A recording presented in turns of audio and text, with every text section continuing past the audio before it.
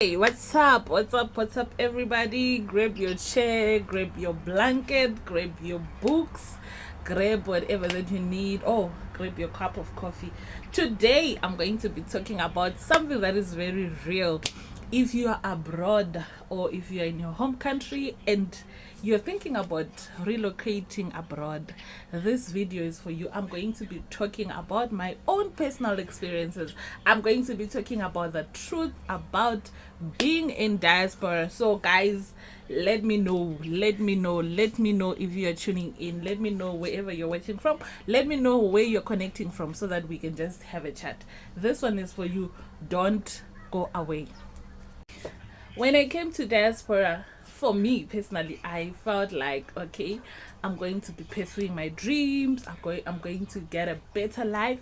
I'm going to get a better education, because I came to diaspora with the mind of studying, and then after studying you would get to have like a better job, you get to have a career, you get to advance. I was thinking, oh, okay, I'm going to get a better job. I'm going to, after school, I'm going to get a job.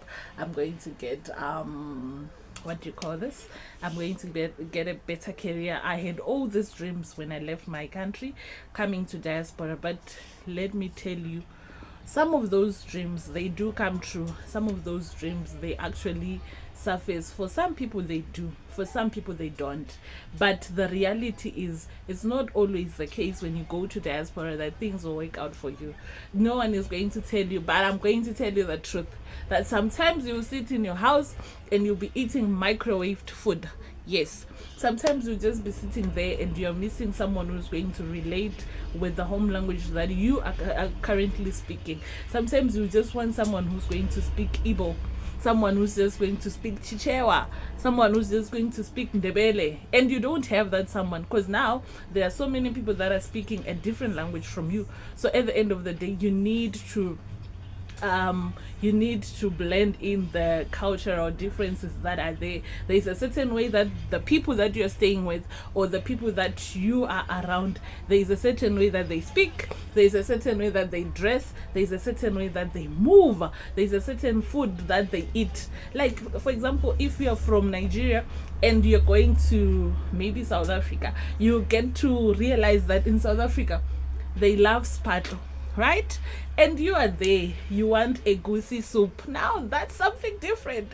So no one is going to tell you that when you come from another country, maybe in Africa, going to diaspora, things are going to be different. My friend, things are going to totally be different. You must be ready to have those cultural differences. The food that you're going to be used to eating, you might be eating it maybe once in a month, or if you are lucky enough, you can just eat it every day. But those are some of the things that you need to brace yourself for if you're going to relocate. Okay, the silent pressure. Let's talk about the silent pressure, guys. When you are abroad, the people back home, they think that you are making it. Well, they expect you to actually make it. For example, if you're moving from, maybe like locally, if you are in a country and you move from home to another city, people back home would be expecting you to be making it. They don't understand if you say, okay guys, this is not working, I'm not making it at all. They expect you to be fine. They expect you to send money back home every month. They expect you to be able to live up to the standards of the picture there that we have, that, oh, okay, if you are in another country, things are just working out for you. Let me tell you the truth, sometimes it's not going to work out. You'll be there doing double jobs, double shifts, but things will just not be working out. There is silent pressure that will be there, and at the end of the day, you need to brace yourself for the pressure that you will receive. You always receive the silent pressure. People will be expecting you to send money back home. People will be expecting you to build a house.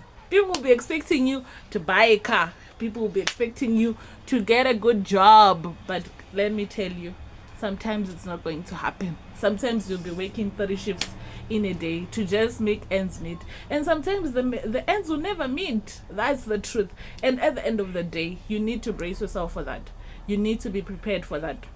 So going to diaspora, these are some of the truths. There will be pressure, but if you are ready, please come to diaspora with that mindset that there will be silent pressure that will be on you. Okay, said previously, there will be identity crisis and cultural shock. If you're a person who's really struggling to make friends, or if you're really struggling to learn new languages, be able to brace yourself, because when you go to diaspora there'll always be culture shock. The way people dress is not the way that you are used to. Sometimes you'll find yourself eating like different foods, sometimes even the temperatures and all that, so you need to be able to brace yourself for all that. Be ready for that. The thing, being in the diaspora is all about growth. I came here I came here when I was a child with my parents, but then I like lived a long time alone when I came to school. So it was 2017, and trust me, the lessons that I've learned from 2017 up until now, they are a lot, and there is growth that happens. There is a shift of the mindset. There is something that you learn that is different from someone that is back home. There is a way that you adapt to the environment. You are way different from the person that didn't move from one country to another, and the mindset that you end up having is different from the mindset of the person that just didn't move. So those are some of the good things that happens when you move to diaspora. And at the end of the day, I've realized, like some people, like people from Malawi, you would realize that they'll be working jobs that are paying minimal wages, but at the end of the day they'll be building big mansions and all that back home. It's because of the mindset that they have now, that okay, I'm getting this little, but I don't want to keep on getting this little, so I need to invest back home. And you have that mindset that okay, at the end of the day I need to invest the little that I have and make something big for myself. So those are some of the good things that you end up having, that you end up adapting. And another thing, if you're one person who doesn't have, like, what do you call it, that mindset of growing, it will move you to grow. You will grow whether you like it or you don't. So those are some of the advantages of moving to diaspora. Last but not least, if you're preparing to move from your home country to diaspora, any other country that is not your home country, please go there with an open mind. Open your heart for the things that are going to happen. Diaspora will test you.